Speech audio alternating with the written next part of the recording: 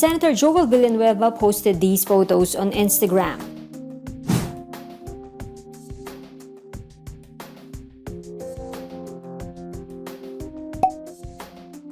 His mother, Adoracion Villanueva, passed away on March 9, 2020.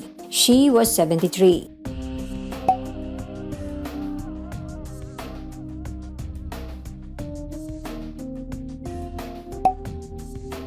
She's also the wife of Sibak Party List Representative Brother Eddie Villanueva. In a Twitter post, Jesus is Lord Church said,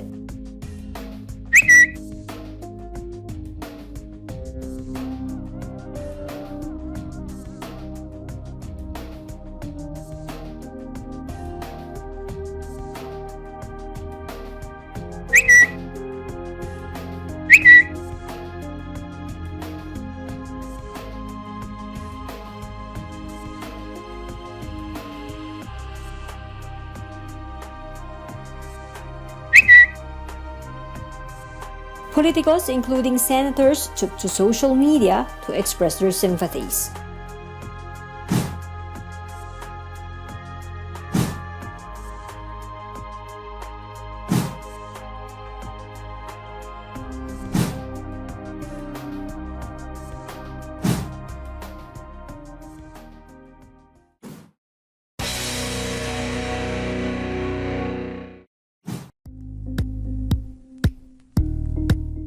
Thank you for watching Politico TV. Please like and subscribe to our channel for more videos.